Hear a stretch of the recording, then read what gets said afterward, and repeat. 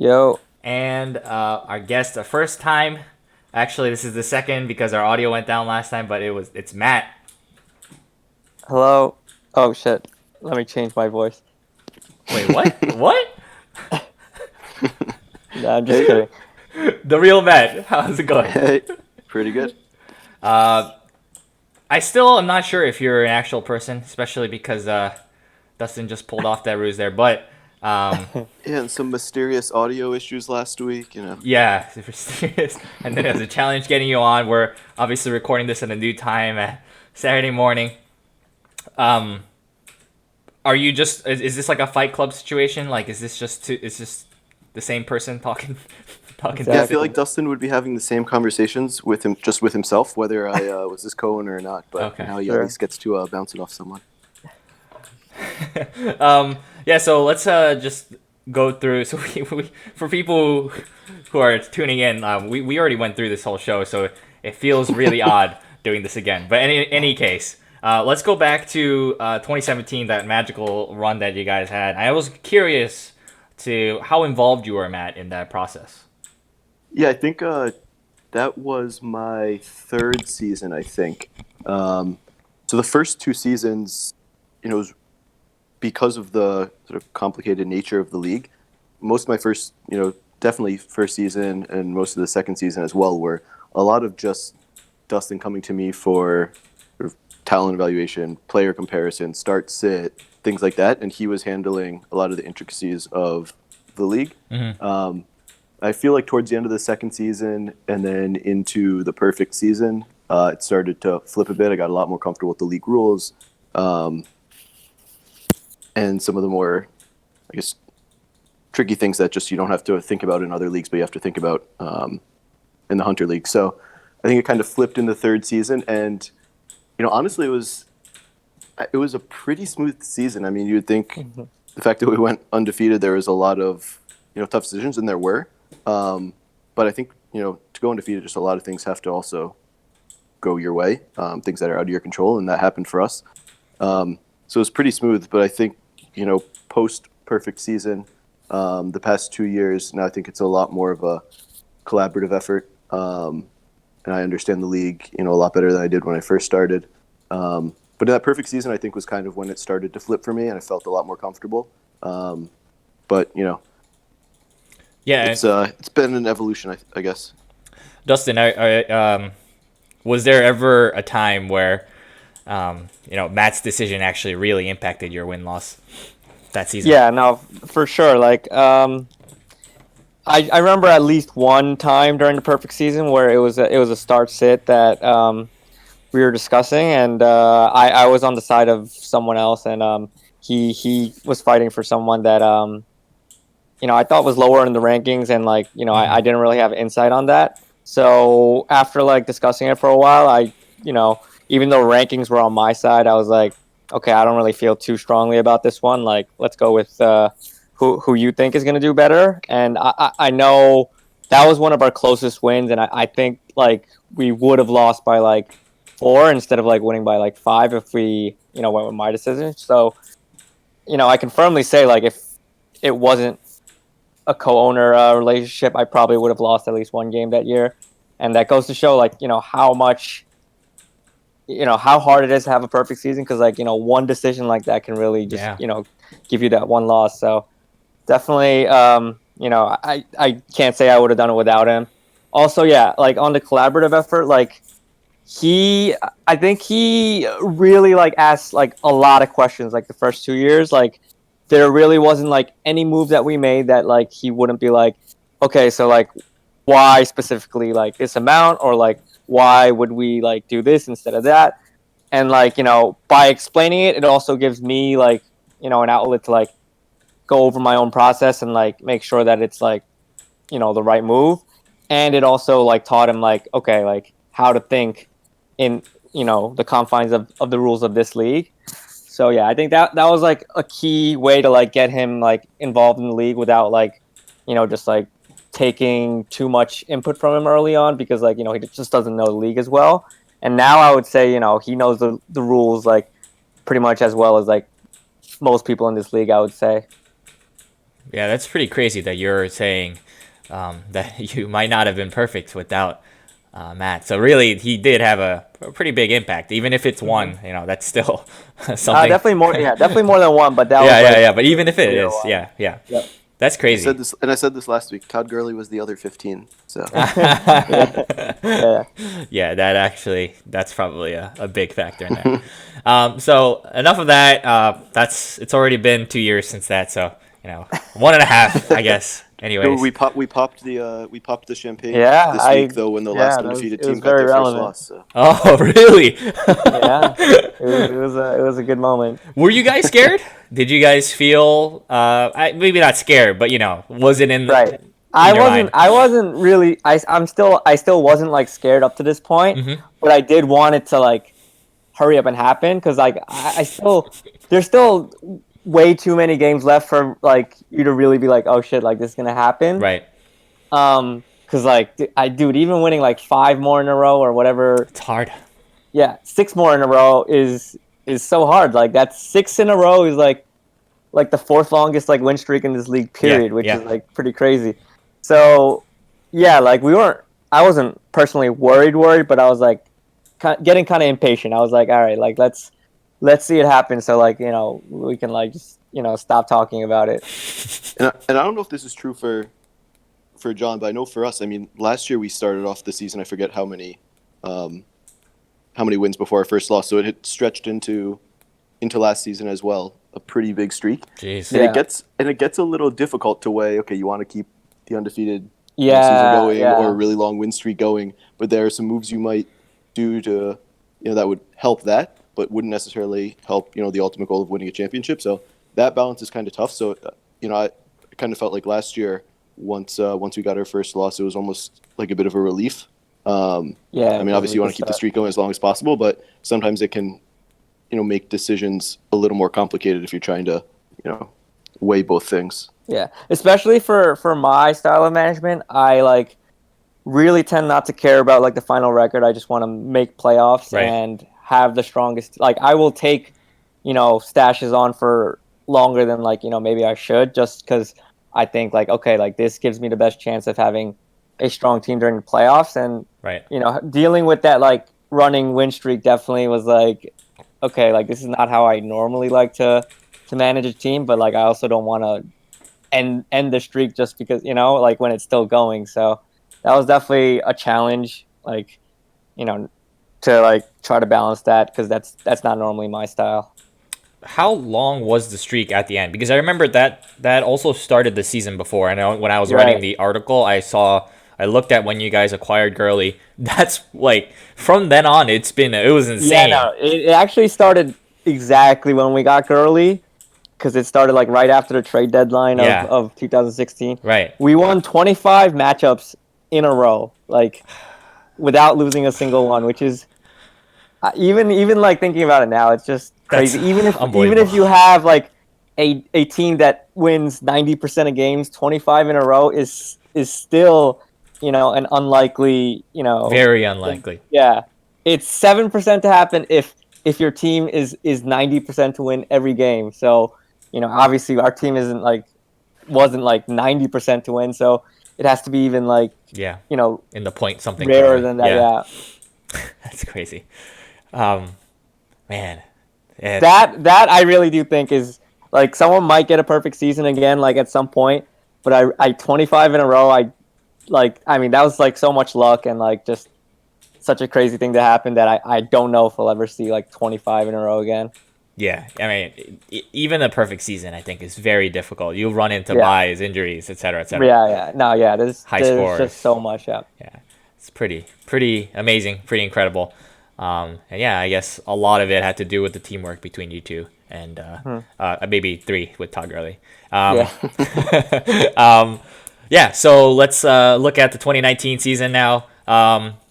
The rumors were that there was a shift, and I think you talked a little bit about it, Matt, between the co GM here. Is that true? And also, is that affecting what's going on this season at all? I'll talk first. Yeah. So I think this year I was like really like wanted to see like how the dynamic would work. With Matt taking more of a lead, because in the past, like we do like discuss a lot of stuff and stuff, but like I would generally just have the stronger voice just because I had more experience in this league, so it would just come down to like, okay, like if we're even on something, like Matt would usually defer to me just because he trusts me. But like this year, I felt like Matt actually understands like the intricacies of some of the rules, like how much you want to bid, like in free agency, how valuable like a flyer is in this league, like what kind of players have like value at the trade deadline and stuff. So this year, we talked about trying to make it like really even, and like even like deferring to Matt on a lot of decisions in most places. Okay. And so like a lot of the times like this year, like we would talk it out like normally, but like I have been like deferring a lot more, like because I honestly like I do think like he understands like the league as well as like anyone could. So yeah, it's been a little bit different this year. I've mostly just been actually like offering ideas more than anything, and then Matt tells me or tells us like if he thinks like it's a good idea or not. So it's definitely been a flip in the dynamic, and I think it's working out pretty well. Like I think our discussions are like really good now, even though the results might not show it. Yeah, Matt, any thoughts?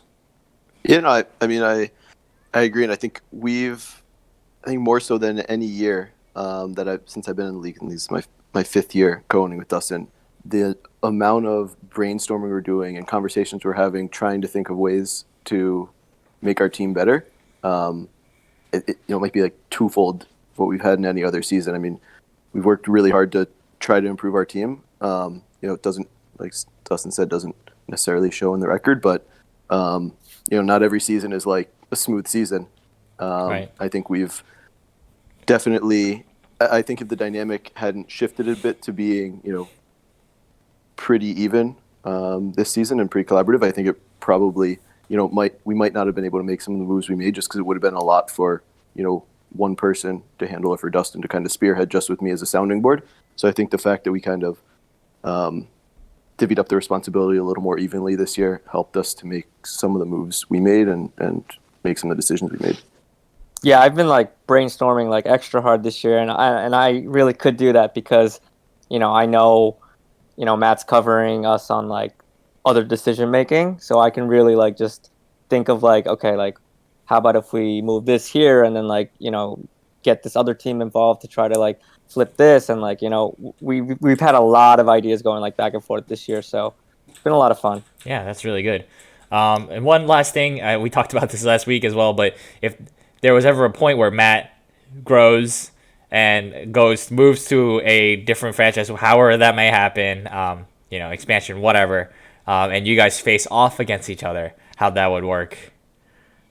Yeah, so Matt knows all my tricks. Like I do have some, ways of like thinking within the rules and stuff that I'm sure that not everyone else does. Yeah, And Matt knows all the little ways that I try to like maximize our team within the system. So if he did somehow end up on another team or got his own team, it would be weird because there would be someone in the league that knows pretty much exactly how I'm thinking and like how I approach the league. So I would be a little bit interested to see how we would head off, but hopefully that doesn't happen for a while. I come from the Dustin Kim coaching tree. Exactly. Probably bring coaching those tree. tendencies with me. Hopefully I'm like Belichick and none of my assistants are worth anything. When's like Romeo Crennel or something. When's the contract up? And how much are you earning? Because we got an opening at New England. There's anyway. Another voice. Anyways, yeah. So I think we'll move to Week 9 results. The Week 8. I'm sorry if we didn't cover any of it, but it's in the past. It's cool. Basically, the main point of Week 8 is that Ken is back with his Hamilton win, and I think everything else. Sorry to make light of everyone else's wins, but we're moving on to week 9. We'll start with Flushing versus Oakland. Dustin gave it Flushing -5. I took Oakland, and I'll just say ahead of everything that I went 0-5. Dustin just destroyed me in the Who You Got. So I'm wrong every single time here. So Flushing 143.55 to 112.6. Someone check. I'm not sure if I got that wrong with the home field advantage, but according to this, it seems that Oakland got the poop. I'm not sure. I thought it was Harlem. No, that's right. With the okay, so with the home field, Oakland got it. Harlem barely got over. Yeah. Okay, so I got that wrong in the article. Well, anyways, Oakland's team just had Kirk Cousins show up, and everyone else and David Montgomery. So only those 2 guys, and everyone else really wasn't that great. Noah Fant had a 19 fantasy point showing, but other than that, it was David Montgomery, Kirk Cousins over 20. Flushing, Kyler Murray with 28, Deshaun Watson with 27.35, and then a couple of other double-digit contributions from Courtland Sutton, Le'Veon Bell, Mark Ingram, Hunter Henry. So it was a good outing for Flushing, not so great for Oakland. Let's start with the low here with Oakland. Their team is very different. We were joking around on the Discord about how they are fusion, a monster creation with another team from in Virginia. It's very different. So they have Josh Allen now. They've got Austin Eckler also from Mars. They got OJ Howard now, Marlon Mack.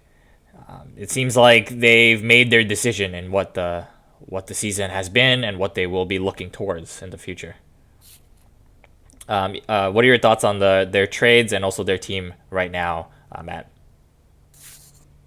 I think he's got to be happy with what he's seen from David Montgomery the past 2 weeks. Yeah. He's got almost 50 touches over the past 2 weeks, so have to be happy. I mean, he's been waiting for that kind of breakout in workload, probably all season. So, aside from the moves he made at the deadline, just the development with David Montgomery over the past couple weeks will be a big boost to his team down the stretch. Let Dustin give his thoughts on some of the trades, but just on overall the way his roster looks now, I think it actually, I think it'll make him competitive down the stretch. Austin Eckler, obviously, it's a bit of a messy backfield, a little tough to predict probably going forward. But with Mack and Montgomery, if Austin Eckler is really your RB3, I think that's, something you can be comfortable with. And you still have Sonny Michel for depth. Pretty good. Yeah. And I like the wide receiver group as well, honestly. It's a pretty deep group, at least 1 through 4. And I think it sets up nicely to finish the season strong, whilst also kind of setting up for hopefully some decent keeper crop going into next year. Although I don't know, opinions might differ on the stock of keepers on this team. Yeah, Dustin. Yeah, I mean, you look at the roster as it is right now, and it doesn't look like a completely hopeless team. Like, there's still pretty decent running backs and pretty decent wide receivers, as Matt said. Honestly, though, if there's one problem I had with his trade deadline, although this happened a little bit before the trade deadline, taking on Mitchell Trubisky looks pretty awful. And just for 2 fab, I would have looked for a second round pick, maybe even a third, some other asset going forward other than 2 free agent budget. Because that looks like a pretty bad, pretty automatic cut next year. I can't see that turning around, and Mitchell Trubisky having value on however much money he's due next year. But yeah, otherwise he does have some pretty good pieces. The Marlon Mack is, with that offensive line being as good as it is, seems like he's a pretty good keeper going forward. And then all his other pieces are a little bit less exciting, I think, in terms of keeper value. But he does have a lot of options. Calvin Ridley's still there. Juju, obviously with Big Ben back, should be a lot more promising. And I think he's Also kind of high on like Golden Tate because he's looked pretty good this year, although he's a little bit old and stuff.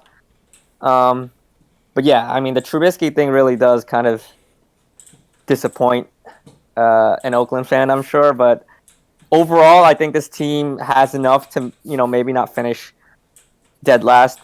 And also, definitely improved his keeper crop a lot because before the trades, he definitely didn't have that many exciting options, like a lot of, medium to like okay options to keep. But yeah, the Marlon Mack acquisition has to be very exciting.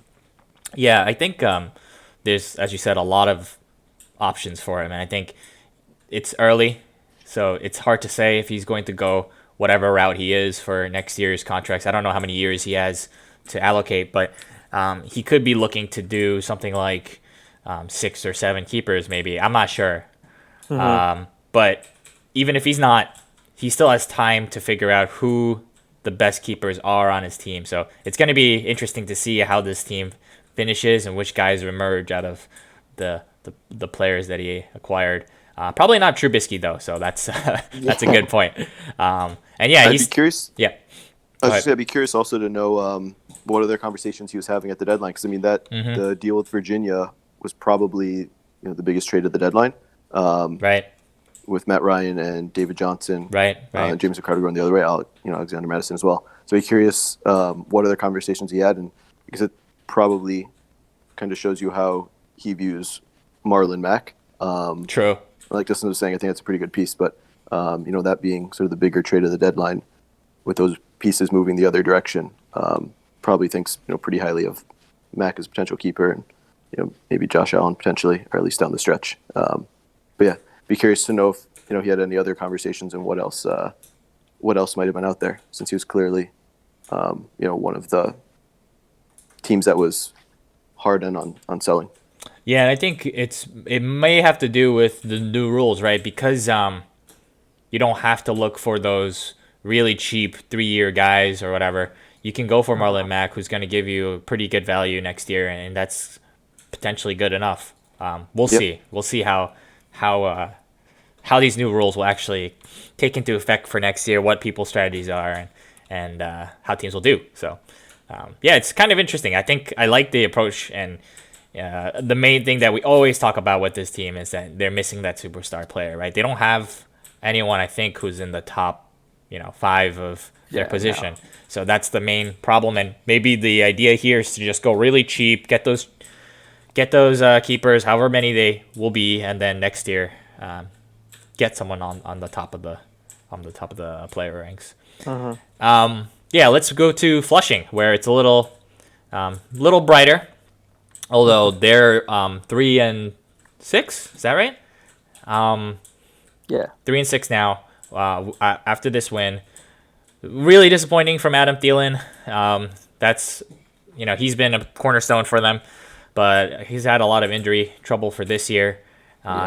They weren't busy on the deadline, so what we see is pretty much what we're going to get for the end of the season. But he was very busy in the free agent wire, most likely because he's got a lot of buys this week.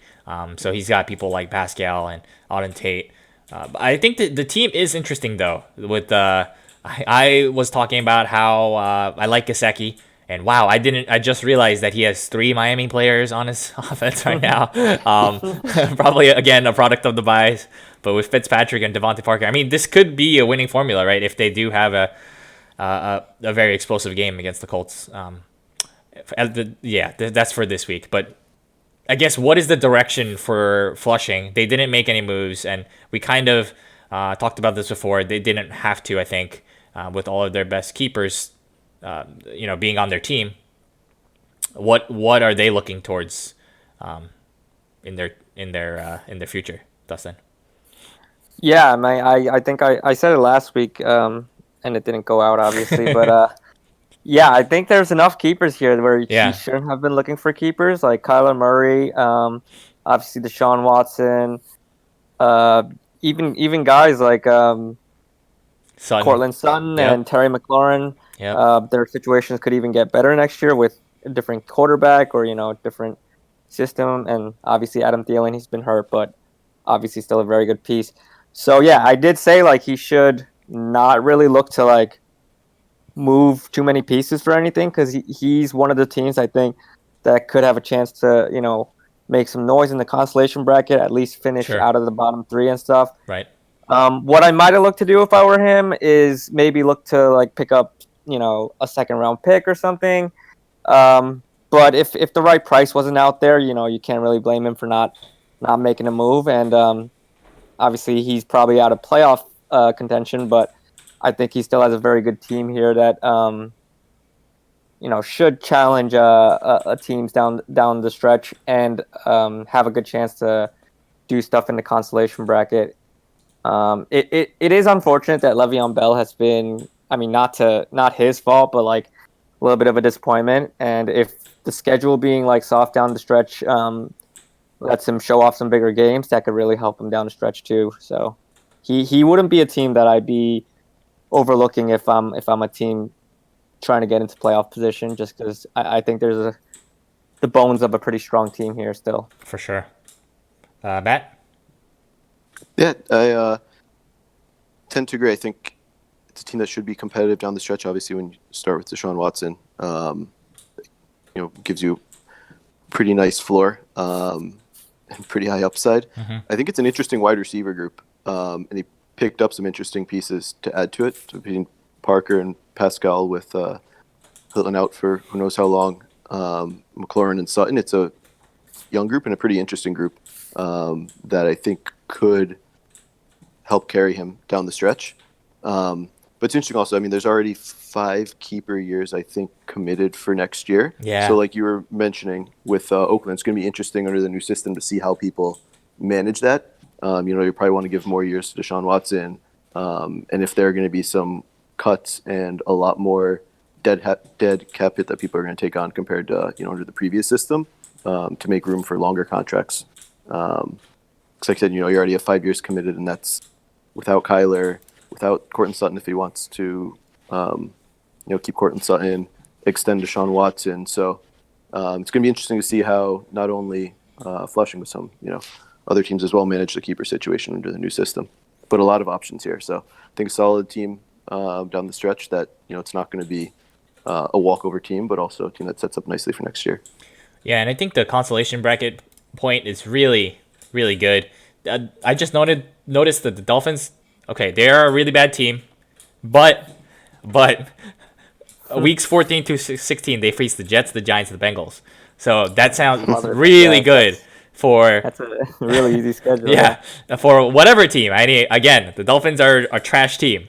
But if they perform, especially on the offensive side, right, who cares about the defense? And if those games are shootouts, then the trio of Gesicki, Fitzpatrick, Devontae Parker, that could come up big in the consolation bracket.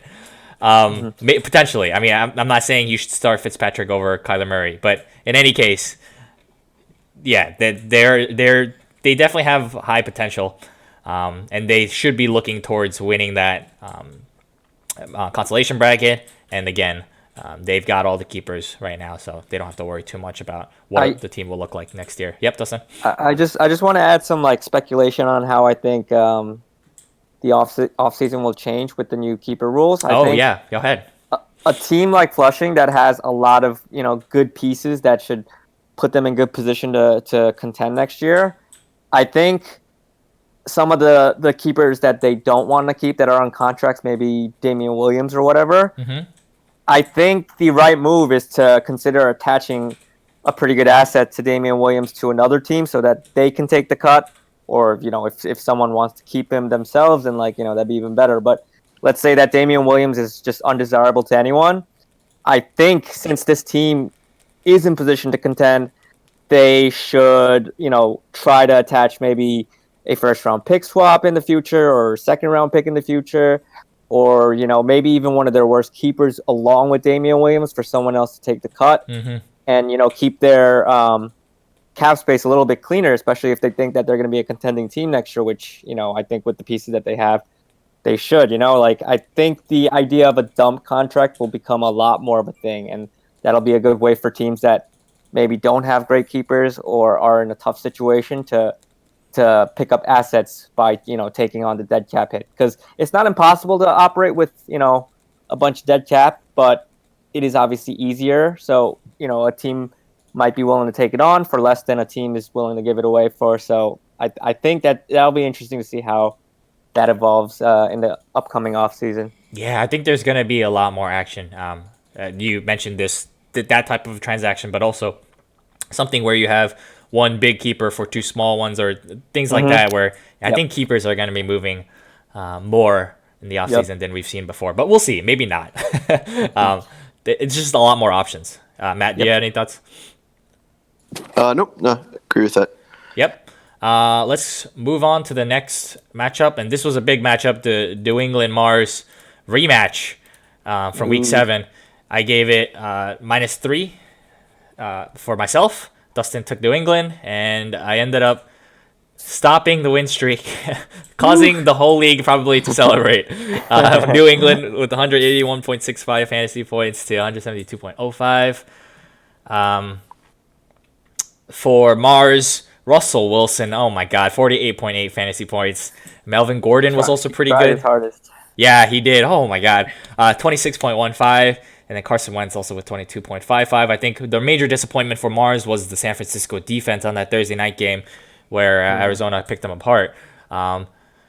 New England Kingfishers, they had Christian McCaffrey, as always, 37.35 fantasy points leading the way. And Lamar Jackson, 35.35. And a couple other guys like Phillip Lindsay and Josh Jacobs pitching in. And Curtis Samuel also coming up big with the touchdown grab. But yeah, it was a really close game. Between two really strong teams. So, if these two teams do face again, I expect probably another close matchup. Mars, let's start with Mars. Their team, slightly different. It's not a major overhaul or anything like that. A lot of the same guys are on the team, especially people like Aaron Jones and Russell Wilson. But they did pick up. Well, okay, so they moved away from Austin Eckler. They chose Melvin Gordon, and they also picked up Stephon Diggs in that trade, as well as a small trade in picking up Matt Breida. The team is still really good. I think slight improvement. I guess the wide receivers are where the team thought they had to address, with Amari Cooper getting hurt and AJ Green looking like he's not coming back. But yeah, I think it's still a strong team overall. What are your thoughts, Matt? Yeah, I think it's a strong team. I think, like you said, it was probably a marginal improvement. See how Diggs does, obviously, with Thielen's injury, probably looking potentially a little more long term, or who knows when he's going to be back with the hamstring injury. He played. I think Thielen played 10% of snaps last week, and it was still kind of a down game for Diggs. So I don't think it's necessarily, guaranteeing that Diggs is going to absorb Thielen's production, but either way, still an improvement. I think the big thing here is, and we talked about it last week, it's pretty much every running back on this team in some sort of share. And he got rid of one decision by moving Eckler, brought in Breida, though. It's just the decision from week to week about who to start, and even if you kind of just settle on, all right, I'm going to start what should be the lead guy in every backfield, you could have weeks like you had last week where Jones and Coleman combined for 8.5 points, and it was Jamal Williams scoring again and Breida having a pretty solid game. So I think it's just, for me, it would be an incredibly frustrating decision to have to make every week. But obviously, we've seen the upside of Aaron Jones and Tevin Coleman. It's just, I think you're going to get both, the week 10 or the week 9 performances and the week 8 performances. Right. And I think that's just, that's the direction. I mean, that's the pieces on this team. So that's just how it's going to be. But I think, a solid team overall despite that, and a team with a lot of upside, in my opinion. And also some pretty safe floors. I think John Brown's a pretty safe, consistent guy. James White, if you ever needed him, is the definition of consistent. Scoring like 9-10 points every week. But also some huge upside with Diggs. We've seen it from Aaron Jones, Amari Cooper, and obviously the two quarterbacks now, Breeze and Wilson. So I think there's a lot of upside on this team. And I think it's just a matter of hopefully in the weeks where you get a performance like Aaron Jones or Tevin Coleman gave last week, you just kind of hope it's one of the two and not both. And this past week it was both. But I think it's still a really, really strong team. Yeah, I forgot that our last week's show didn't go out, so you can talk a little bit more about the Drew Brees, Tevin Coleman acquisition, Dustin. Yeah, so the only thing I don't really like about that trade is that I think he should have gotten Derrick Henry instead of Tevin Coleman, because I just don't really like the fact that he has three guys in timeshares, and at this point you want some consistency so that you don't run into a bad week and your whole season just falls apart if you lose in the first round of playoffs or something. So that wasn't really that really wasn't my favorite move, but overall he got Drew Brees. Yep. Tevin Coleman is still an upgrade on what he had before, and DJ Moore is definitely a pretty consistent guy that he didn't have. But other than that means his other trade deadline upgrade was Stephon Diggs over Alshon Jeffrey, really. Right. And while his receivers were what he targeted, I think he should have tried to move out of one of these timeshares for more of a steady guy. Instead of working on wide receiver like that. I just don't see. I mean, it could go really right if everyone goes off at the same time, but I do feel like there's going to be some weeks where, they just get the short end of, the production, and I don't know if that's what makes a team that that wins in the playoffs. So I don't really like that he went with those moves, but I mean, this is definitely one of the top two teams in the league probably right now on paper, so it's got as good a chance to win it all as any. So it's still a good team. So I can't be too critical. Yeah, one more thing I'd like to criticize is if I were facing this lineup and I saw John Brown, Stephon Diggs, DJ Moore, and I was looking at that versus John Brown, Alshon Jeffrey, Odell Beckham, I would be much more scared of the Odell Beckham version. 100%, yeah. And I don't know what the thought was. I don't exactly remember what the trade was for the Odell Beckham to AJ Green, that swap. But even now, and sure it's early, but still, I think it's safe to say that he lost a lot of value on his team, and I think it may affect what happens in the future for this season at least. So yeah, AJ Green, I don't know.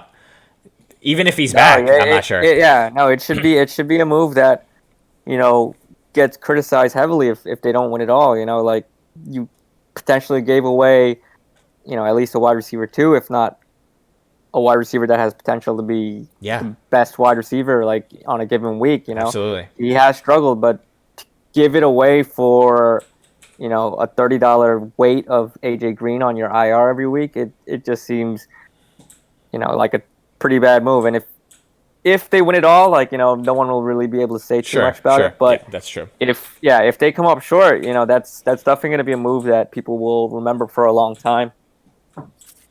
Yep. I think Matt, do you have anything to add? If we don't, then we can move on. Yep. Good. Let's go to New England. Let's also talk about the DJ Shark trade, because that happened. And then I think that was it. Yeah, I think that was the only trade. Because that was for Curtis Samuel. No, sorry, that was for Kenyon Drake, Jordan Howard, and Julian Edelman. I traded away DJ Shark and Ronald Jones, who might be starting now, and one more guy. God, Kerryon Johnson. So that was like a salary balance. The team overall is very good. In the last week, there wasn't anything that was major. Just a couple waiver wire pickups. And there was a moment of some fright, some scare for me with Jacoby Brissett, but I think he'll be fine. If not this week, maybe next week. But yeah, I think the main problem that I always face is my defense. I'm always struggling this season with the defense. So other than that, I think I'm good. But what are your thoughts, Dustin?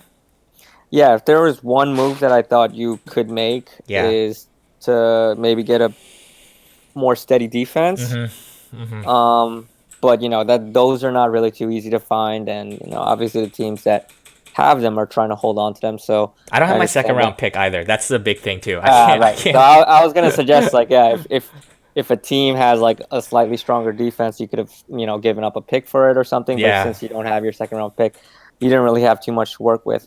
But other than your defense, like I think your roster is so safe now. Like you have Bonifan on your practice squad, which is backing up your most expensive and productive asset. You now have a lot of depth even without that, with Jordan Howard, Philip Lindsay, guys that could definitely be starting for a lot of teams. And then even at wide receiver, you're covered for at least like one injury, I think, if not, two, with, Julian Edelman now in the mix.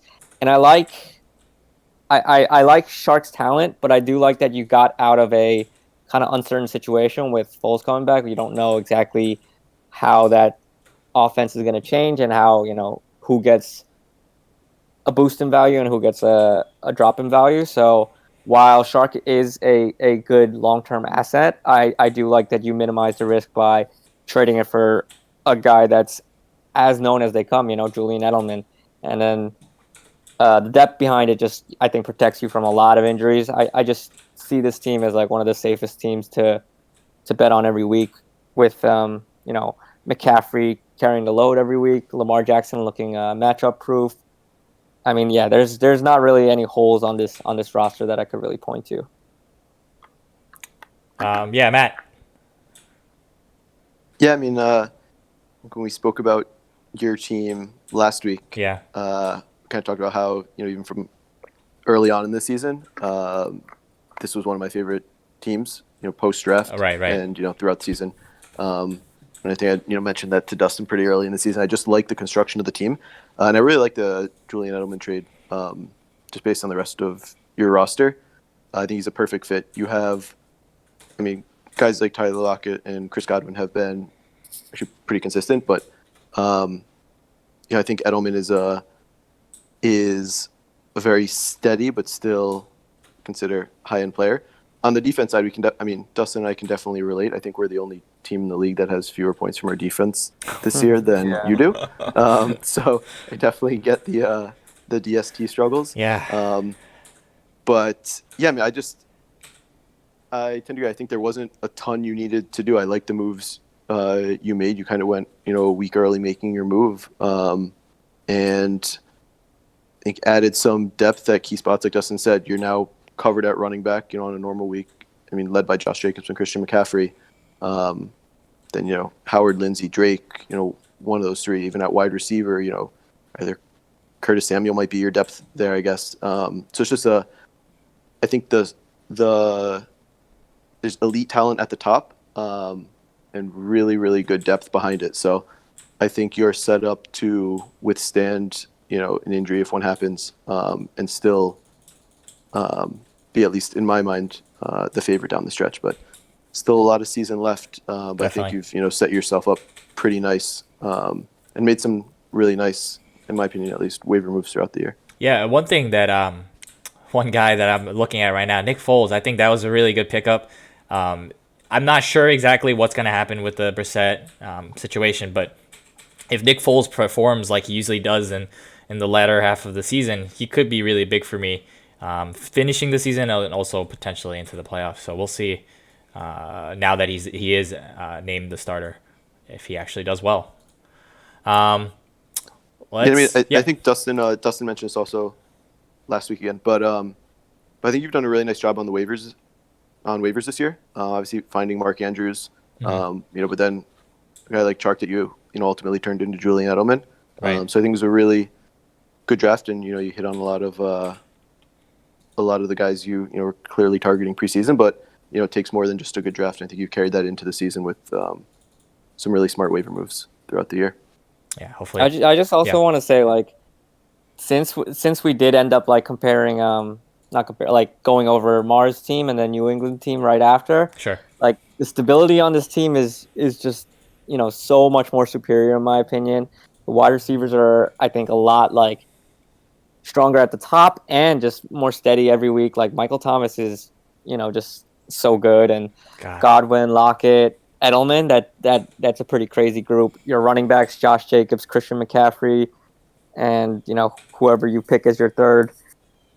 I think this is it. Other than defense, like this just seems like a very superior team. But I think defense is a lot easier to solve because like matchups, you don't have a ton of free agent budget, so I think your rivalry week is going to be really important to get that extra Oh yeah, 10. yeah. Because if you do get that, like pretty much all you have to address the rest of the season is defense, and I think you'll be able to play the matchups well enough at that point, especially in the playoffs where there's a period where only playoff teams can bid. Oh So yeah. you'll get first licks at defenses that are looking good that week, and I think you'll be able to cobble together a better defensive performance than what maybe you've had so far. So I think this is more of a favorite than I even thought before I looked at the rosters. But yeah, this would definitely be my favorite as of week 10. So yeah. Yeah, those are good points. I didn't even think about that early waiver wire period Exactly. for getting Matt defenses. knows how I think, so this is a trouble. That's very smart, and that's actually like it almost seems like it's very two defenses, right? Like because you can't keep them or anything. Yep. It seems like that's the way to go, or matchup dependent plays of whatever sort.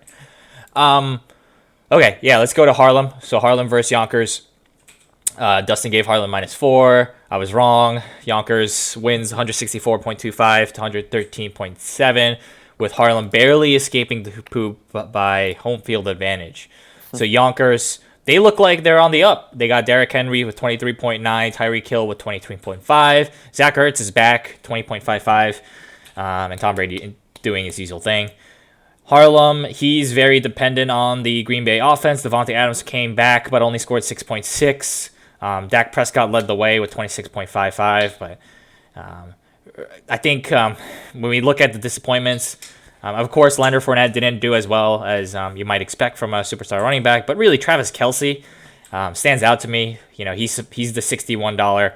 I think he's $61 dollar player on the roster. He should be performing like a superstar. And I don't think I've been calling him out in these highlights that often. So he hasn't been performing to his ceiling. And then, of course, the New England defense, they've come back down to earth, maybe farther below that versus that Baltimore offense on Sunday night. So a lot of disappointments for Harlem. Whereas Yonkers, they've traded away a lot of their players, but they're rising with 164 points. So impressive. Let's start with Yonkers.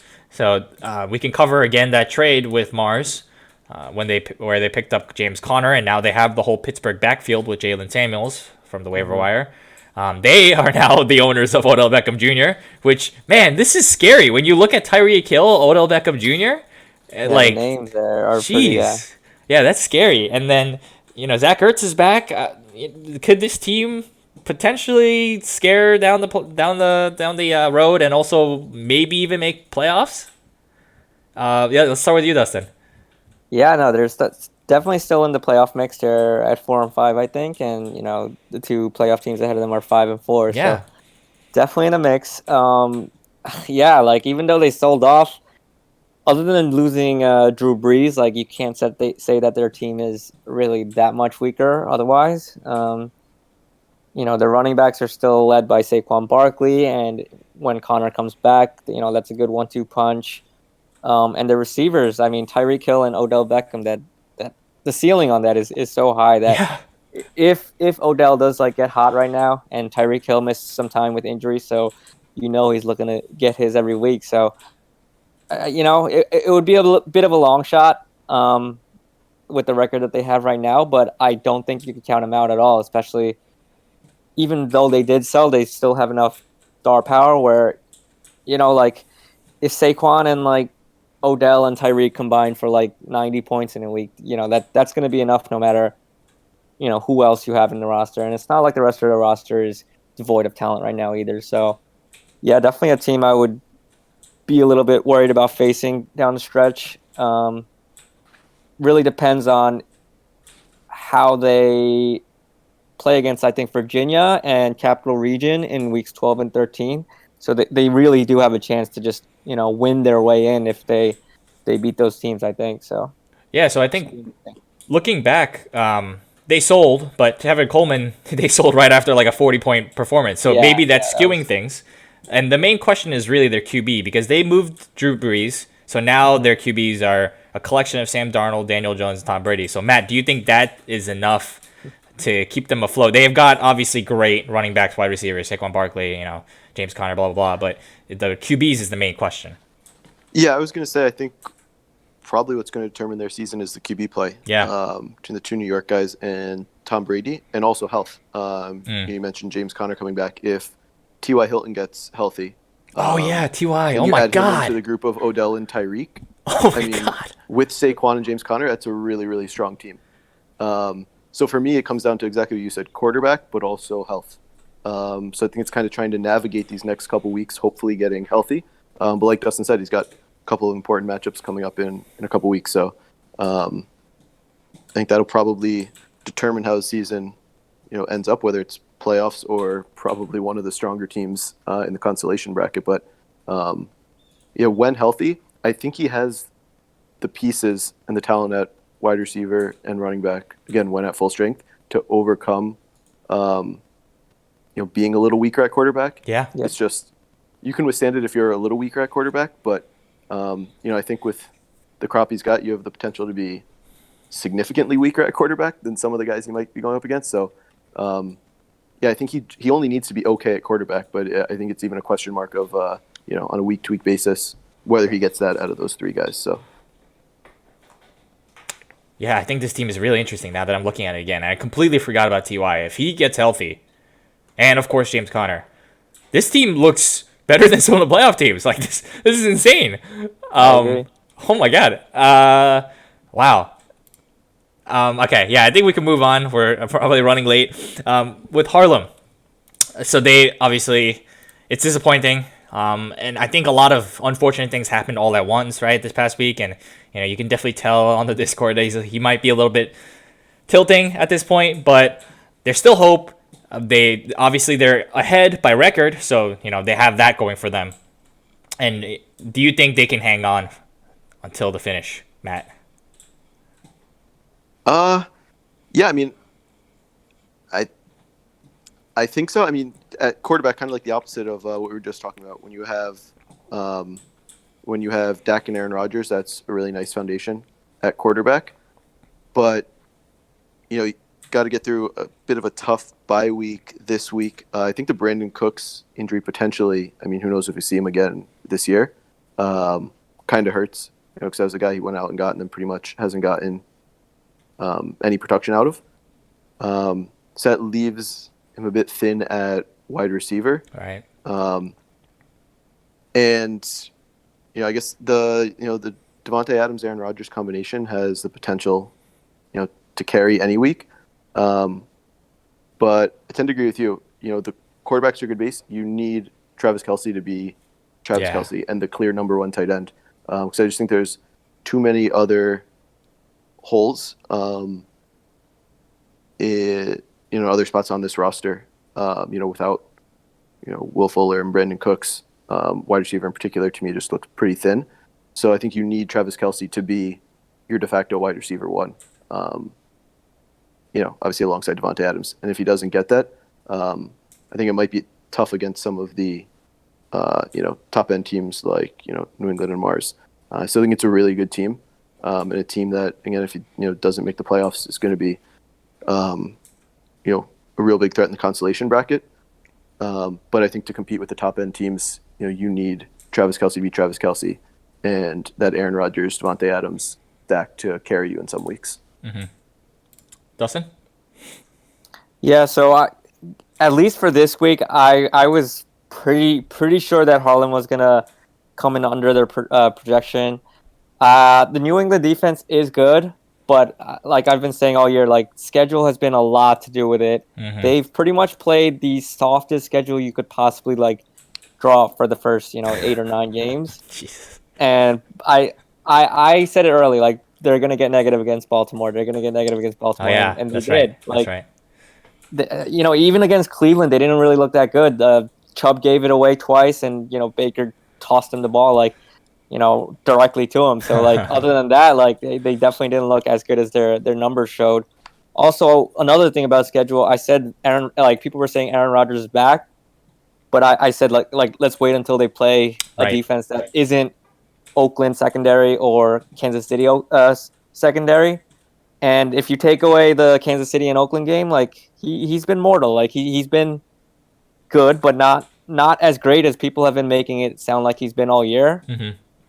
Obviously, he still shows flashes of being the old Aaron Rodgers with some really good plays, but his only games over 25 points, it's against Philadelphia, terrible defense, Oakland, pretty bad secondary, and Kansas City. Like those are three of the best matchups for a quarterback to go against. And otherwise, he's been pretty pedestrian. Like I just don't see that he's this superstar that they paid for. So especially this week, I was pretty sure that they were going to have a kind of down week with the injuries they had and the matchups that they had. With that said, like I don't think you can count this team out. They're obviously still in the driver's seat for a playoff spot. Their schedule is not too hard, but I do think the Aaron Rodgers and Devontae Adams and New England the reliance on those players is not as good of a thing as maybe it has seemed in previous weeks, just because the schedule is not going to be as easy as it was in those weeks. Yeah, and I think taking a look at his team, he's got a lot of the secondary options. So some of them have their arrows pointing up with Mohamed Sanu, Kenny Stills, and maybe Jamal Williams as well. But he's got also Ted Ginn Jr., Danny Amendola, Josh Reynolds. Like it just goes on and on of these secondary guys. It's gonna be boom or bust. They're not gonna give any kind of consistency week to week. So yeah, we'll see. We'll see what kind of team they will be this week as well as in the future. Yeah, this week is going to be huge for them. They're playing against Capital Region, who's one of the teams Oh my God. hot on their trail. So this could really definitely determine who makes the playoffs. Also, Harlem beat Capital Region by like 0.1. Mm-hmm. With the New England. Yeah, the closest matchup ever. So yeah, well, New England defense is on bye this week, so we'll see what else they have to throw at them. Yeah, last time New England defense had like 60 points, some historic figure. Yeah, their highest, yeah. So I'm sure Capital Region is upset about that, or maybe happy now that they're on bye. Let's jump right into the Capital Region Great Kills matchup. Mm-hmm. I think I was wrong again. Capital Region, they got 163.8 fantasy points. Really good showing from Jameis Winston with 29.5. Kenny Galladay was really good, 21.2, and then Phillip Rivers with 19.5. Oh, sorry, Mike Evans. He really led the way with 30, 180 yards and a touchdown. Great kills, 135 fantasy points. Emmanuel Sanders was big in that Thursday night game, 20.45. But Derek Carr led the way with 26.1. The other guys weren't that good, especially Gardner Minshew kind of disappointed against the Texans. Mm-hmm. And not the ceiling performances from Zeke and DeAndre Hopkins. Let's start with Capital Region that we just mentioned. They are on fire. And they are in the driver's seat, as we said. Like they have all the matchups against the teams that are ahead of them, and so if they win, they can really control their destiny. And I think that is a positive for them. Pat Mahomes is back. Alvin Kamara is back, and they join Mike Evans, Kenny Galladay, who's been carrying them since they've been gone. So I think this team is going to be really scary. Even at 4-5, they can make the playoffs and they could win the whole thing. Matt, what do you think? Yeah, I agree with all of that. I mean, we were just talking about how the impressive performance they had last week, and that was before they get Mahomes and Kamara back this week. So it's interesting when we talk about a lot of the moves people made at the deadline and how the teams are going to look a little different, how good they got. I mean, you don't even need to make any trades here, and you get back, Alvin Kamara and Patrick Mahomes. So, it's like we talked about last week, and I think people were talking about in the Discord when some of the moves that he made. The Keenan Allen move, he needed to survive the past couple weeks while he was recovering from injuries, and they were must-win games. And he did that, and now he's pretty much back to full strength. I think this is one of the better teams in the league, top to bottom. So, Agreed. Yeah, I mean, you have to like how things are setting up, and it's probably played out as well as it could so far, and team back full strength. I mean, just the Winston, watching the Winston Evans stack, frankly, last week was like I put up 60 points. But I really like Kenny Galladay. Obviously, Mike Evans, kind of got overshadowed by Chris Godwin earlier in the year, but the past couple weeks, show you what he's still capable of doing. So, pretty unbelievable. So yeah, it's a really strong team. At running back, it's a little tricky. I mean, this week starting both of the Saints backfield. I guess that number 2 running back position is probably the weaker spot. Right. But maybe Miles Sanders gets a larger chunk of the backfield in Philadelphia. Royce Freeman's still kind of like a 1B in Denver, so he's fine, but nothing too exciting at RB2. Otherwise, outside of that, though, I think this is a really, really strong team. I think a team that some of the Mars and New Englands of the world, if Capital Region makes the playoffs, is a team that could give either of them run for their money in the playoffs. For sure. Dustin, do you have any more thoughts? Elaborate on the backfield? Yeah, I mean, they're really like one steady running back away from, I think, even being the second best team in the league. Yeah. I mean, the talent is just ridiculous. Patrick Mahomes. Crazy. Also, Mike Evans last 2 weeks has been on a mission. I think he deserves a lot of credit for their two big wins that they needed. 36.55 last week, 30 this week, the most recent week. Yeah. He's really put the team on his back, and if he stays hot the rest of the way, I mean, they might just have too much talent at wide receiver and quarterback to outweigh the lack of a good steady second running back. And if Miles Sanders becomes even a passable second running back, I mean, this might be the second or even best roster in the league. For sure. And the good thing is they do control their fate. They took care of business against Great Kills, and now they have the tiebreak over Great Kills now. And they play Harlem. Harlem. Yep. So yeah, they really just have to keep winning these games in front of them. But if they make the playoffs, man, they could be a first round upset of a pretty good team. Absolutely. So I would definitely be worried if I was a playoff team. Oh yeah, I this is very concerning. This team is very good, and I know I faced them in week 11 for the rivalry week, so perhaps.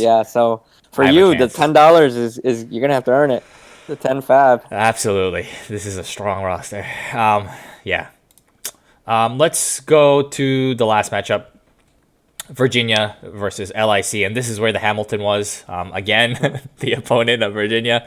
I'm sorry, hold on, I'm laughing. LIC scored 216.49 to Virginia's really strong 175.85.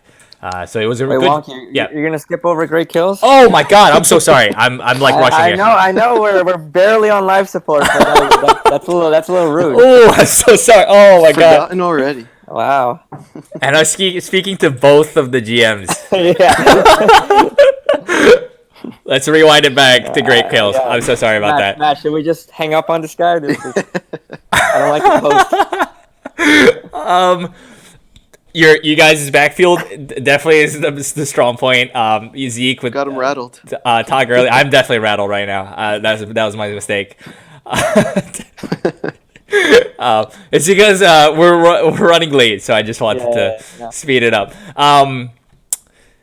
Disappointing, obviously, to lose, especially from a position where it's obviously a big matchup, right? You're facing against it was huge, someone who's coming to catch up to you, and to lose like that, lose the tiebreak as you just mentioned. What is the plan going forward? I mean, there wasn't the big deadline deal. No, yeah. But yeah, what is the plan? Either of you.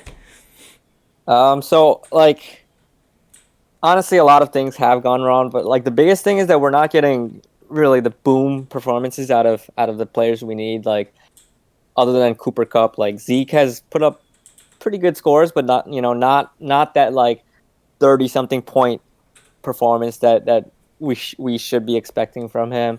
Yeah. And then that doesn't cover up for a lot of the holes we have in like in our low end of our roster. Our quarterbacks are a lot weaker now with Minshew not being an option, so we're gonna need Baker to do something.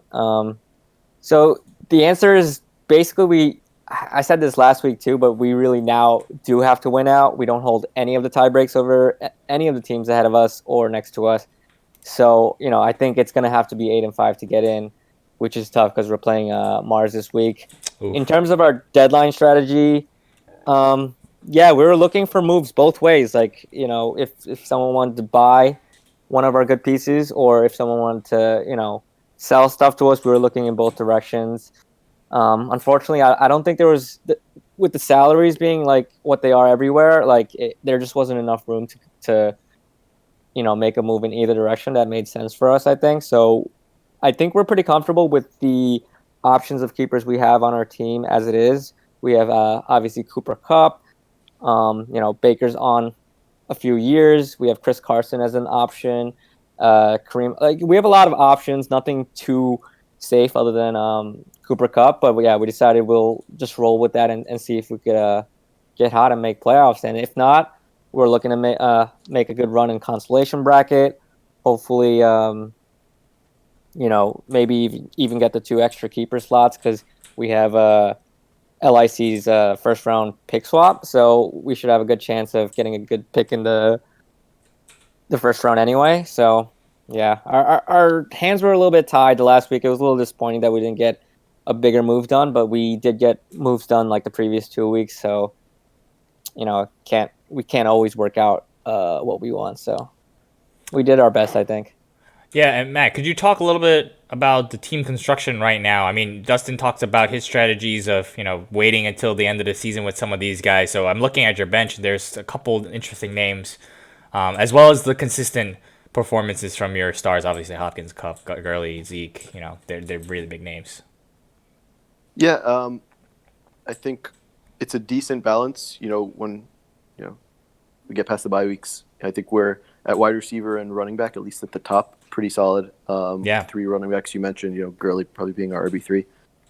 Hopkins and Kupp at the top, and then, Emmanuel Sanders. The back end of our wide receivers has been a struggle for us all year. I think some of the guys we were hoping would break out into, a consistent wide receiver 2, even. Hasn't panned out. So that's been, an area all season that we've been looking to try to improve. I think with Emmanuel Sanders and obviously Hopkins now, our 1 through 3 are pretty solid, and then finding that 4th wide receiver week to week. If I was just looking at this team objectively, obviously quarterback with Derek Carr and Baker, right, not ideal, but Minshew not having his job anymore kind of limited our options. But speaking to the bench, there's some interesting pieces there. We're covered on Gurley and Chris Carson with Penny and Brown on the bench. Kind of curious to see what role Kareem Hunt has now that he's coming back. N'Keal Harry, if he can get any run in. The Patriots offense down the stretch could be an interesting piece. And obviously there's always Josh Gordon. Who knows what role he's going to have in Seattle. So, I think we have some interesting pieces that could potentially break out down the stretch, or at least, be, either, breakouts for, viewing it through the lens of next season, or even guys that could help us down the stretch. So, I think that was our thought, was to try to improve our starting lineup. There wasn't a deal that, really come together this past week. So I think we were just content kind of filling in some gaps and then, riding with what we have and hopefully catching a breakout that was already on our roster.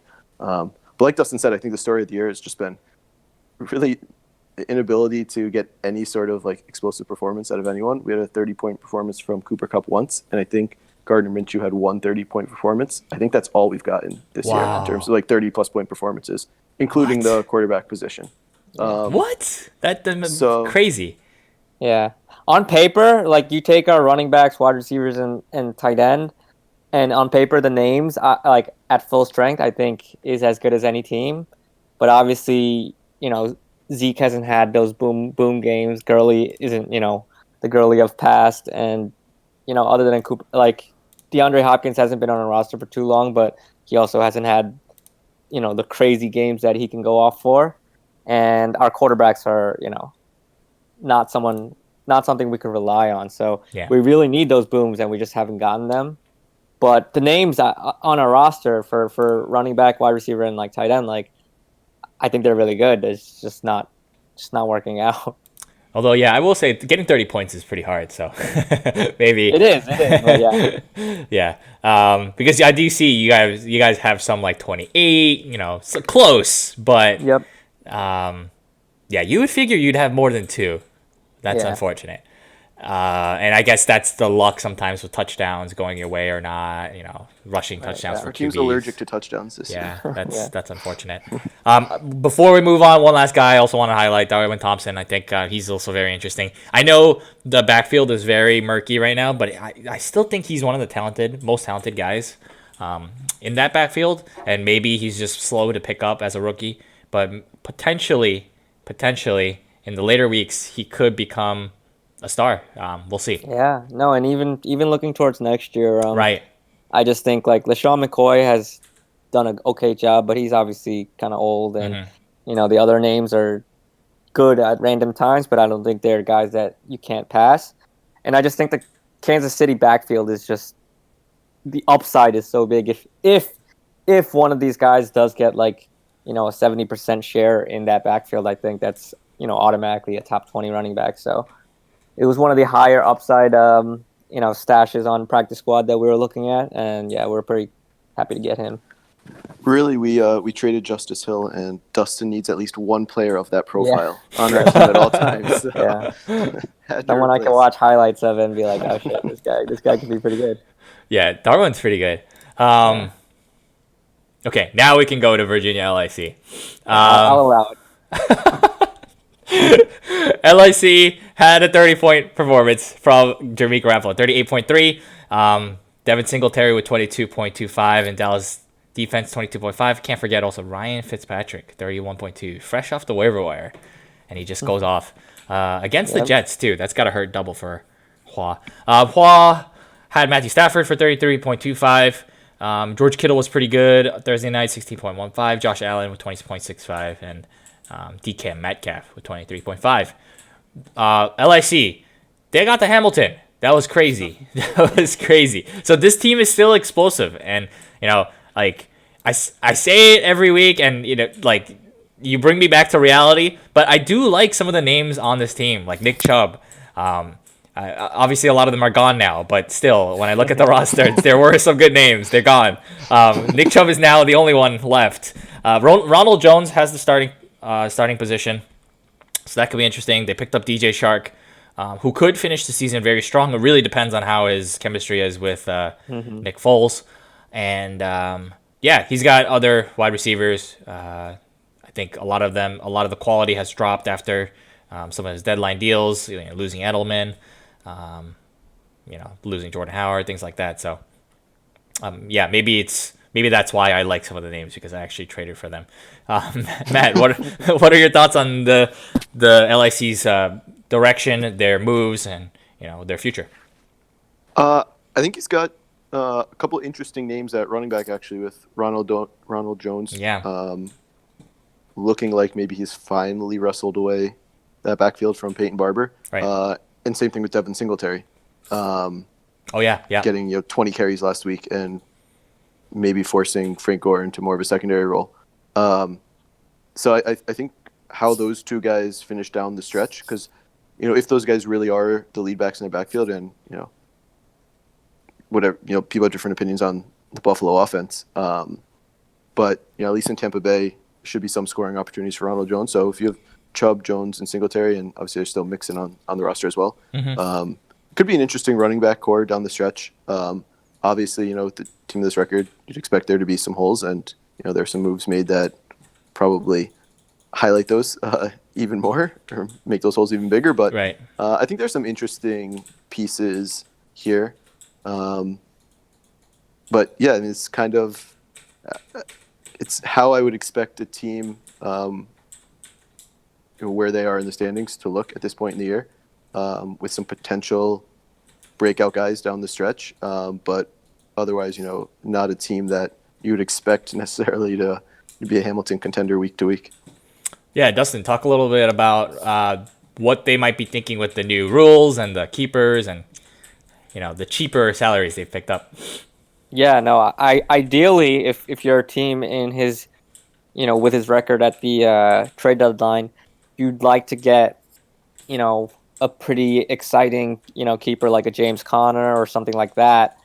Unfortunately, the players that he, spent a lot of money on, Joe Mixon, Antonio Brown, Right. Even Cam Newton to an extent, are pretty much, unattractive to anyone looking for upgrades. So his hands were really tied, So, but I do like what he did. He did break down his roster piece by piece.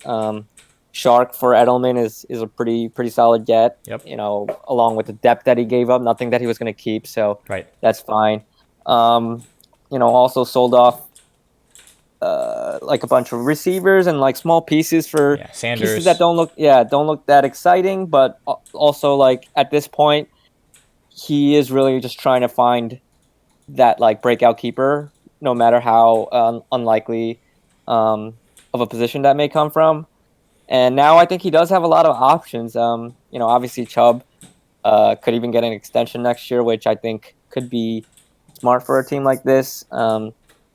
But other than that, Goddard, if Ertz somehow gets traded in the offseason, Shark obviously is locked in to be a keeper probably. But even like guys like, Justice Hill, like Kerryon Johnson, if he comes back healthy, he'll probably go for more than what he's being kept for. Yeah. So yeah, he definitely has a lot of options.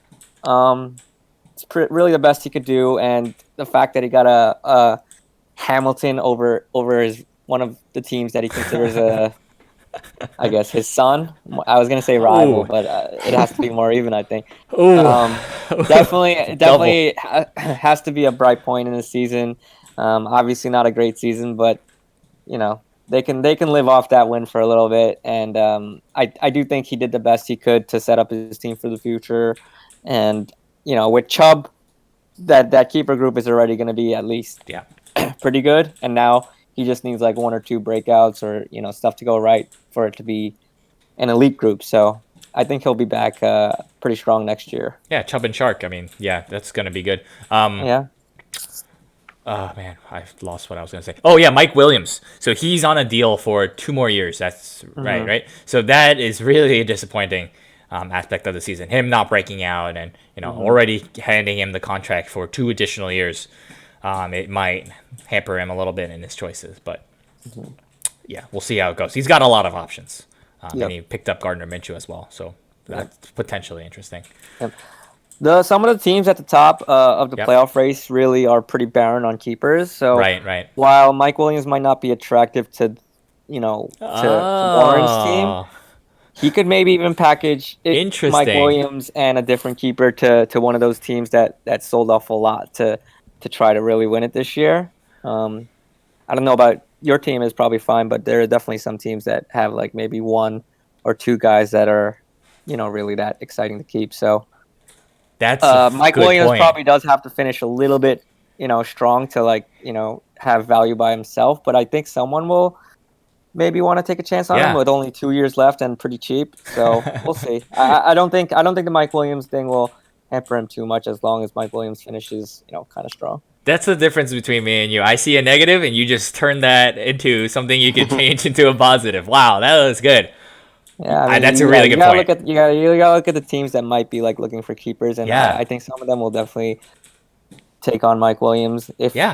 Still cheap, and he's talented. Still very cheap. Yeah. If you flip it the other way, like, oh sure, he didn't perform yet, but he's still cheap, has 1st-round pedigree, and is in a okay offense. Like, not terrible. Why not? Yeah. Cool. Let's go to Virginia. They are in a slump. I think they were 5-1 at one point this season. Now they're 5-4. So it's almost been a month since they've had a win.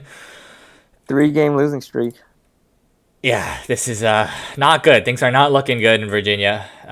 Hopefully it turns around this week, but they made a couple moves. The main thing that we started the show with was how Oakland had traded half their team. Now that half resides with Virginia. They got Matt Ryan. They got David Johnson. They have Alexander Madison, who's going to back up Dalvin Cook if anything happens to him. They also acquired Derrick Henry by trading away Odell Beckham. So they've got a really strong running back group. Of course, their tight end is really, really strong as well. Julio Jones leads the wide receiver group.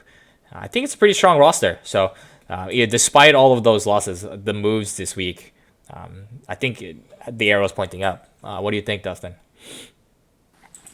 Yeah, I mean they did make a pretty, big move to get Matt Ryan, who is a great fantasy performer, and David Johnson. He says he's fully healthy now, so if he is, that's a great get. Maybe even an upgrade over Mac by himself. But yeah, I mean, yeah, they definitely have to be considered one of the more promising teams in terms of trend.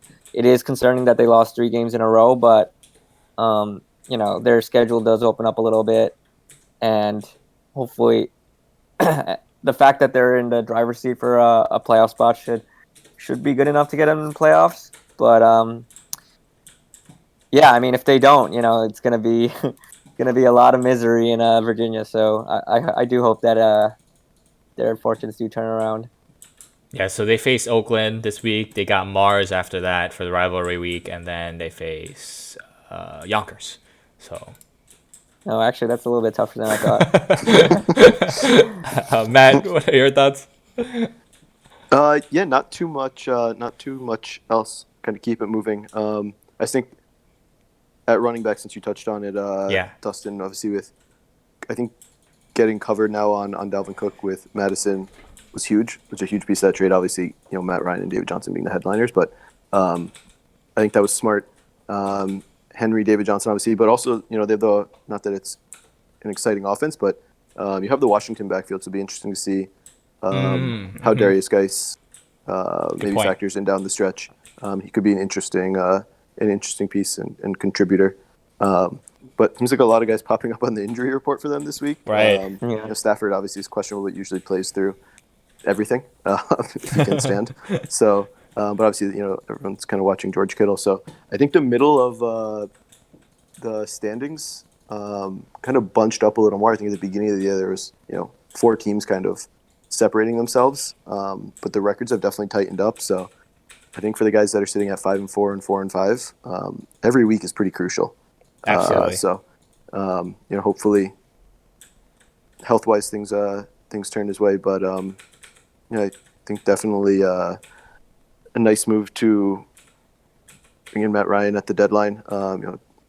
Regardless of how Atlanta's doing, he's still top 5 quarterback this year. Yeah. And again, I think the Madison coverage for Cook was a smart move as part of that deal. Yep, I'll go on the record with the DK Metcalf. He's good. He's looking good. I mean, it does have to do with his situation, Russell Wilson being an amazing quarterback, all that. So that's part of the equation. But he is a monster on the field. Like, he is something that the defenses can't account for at times. And I think moving forward, Julio Jones, this guy can go for 50 at any time. So we're just waiting to see when it'll happen. Maybe it's this week against the Saints. Maybe it's against the Panthers. He hasn't faced the Panthers yet this season. So in any case, some of those NFC South games can be really big for Julio, and maybe that's when Virginia can... And now he's got the stack with Matt Ryan, so... Oh, my God! I didn't realize that. Yeah, that's right. Yeah. I do want to say the wide receivers here are, they have potential, but they are a little bit shaky. Julio hasn't really gone off in a while. But beyond that, Marquise Brown seems to be on the injury report pretty much every week, which has got to be a little bit stressful. DK Metcalf has been huge over the last 2 or 3 weeks, but Josh Gordon is probably nothing. But if he cuts into a little bit of Metcalf's role, it's not like he has a ton of volume every week, so it could make him a little bit of a shakier start week to week. And then after that, Larry Fitzgerald seems to be in a slump or, Yeah. showing some signs of age. Tyler Boyd is in a very uncertain situation where I don't know if I feel comfortable starting him week to week. And, Crowder, Darnold sometimes looks pretty bad. So there are a lot of questions at wide receiver for a team that, you would hope is a little bit more certain going into like the stretch run. You could argue that, Yonkers and Capital Region behind him look a lot stronger in those regards. So Yeah. it definitely, even with the moves to improve their team, I don't know if on paper they're that much stronger. It just has to, shake out their way in terms of, the remaining games that they have. Like, they probably do need to win the majority of them because, the teams behind them are strong and very hot right now. So. Yep, and it starts with this week. They have to make sure they take care of business at Oakland. Or, sorry, Yep. home versus Oakland. Yep. But, Yep. yeah, and we'll see. And they're guaranteed someone losing between Harlem, Capital Region. So, maybe that helps, maybe hurts. I don't know. Either way, I think it kind of is okay. And Yonkers faces LIC. It again on paper, but LIC got the Hamilton. So any given week, you don't know what's going to happen. That's true, yeah. Dustin, yeah. given what you said about the wide receivers here, do you like this team better?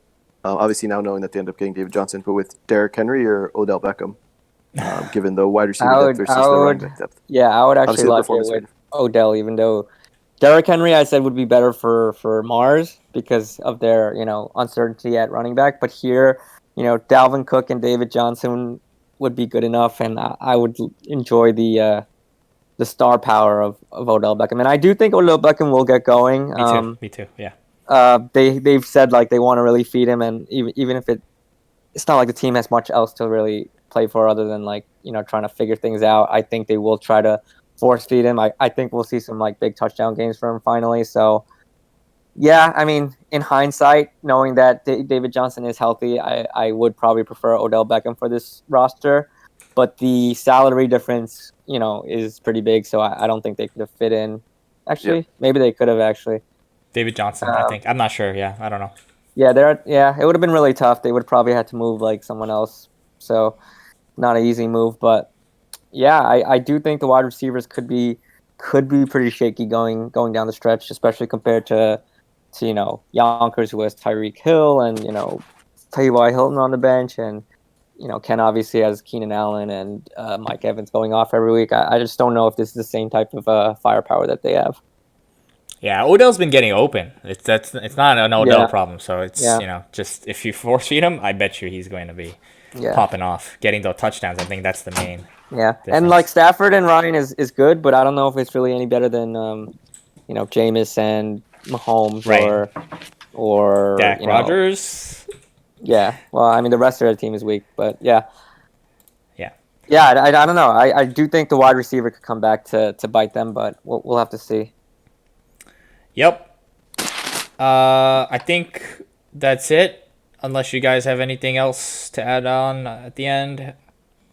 No. Nope. I thought I had a question, but I completely forgot what it was. So, I remember now. Did you guys really want me to beat John, or did you want to have a chance to defend the undefeated streak yourselves? So I was kind of in both ways. Like, I did want to like just stop it and like not have to worry about it, but then the storyline of like us trying to stop it would have been also right? Yeah, really really good. So I was more rooting for you to win just because like I'm tired of hearing John. But yeah, it would have been really special if he was still undefeated coming into this matchup, and we had a chance to end it. So that's a little bit regretful, but I can't say I'm a little bit. I can't say I'm even a little bit sad that you beat him. Yeah, I was tempted to try and get John for the show, but maybe next week we'll get his thoughts. Cool, Matt. Thanks again. Always thanks to Dustin. I think we're good here, so we'll be back next week. I'll let you guys know when that'll be. Okay, cool. Thanks, guys. Peace.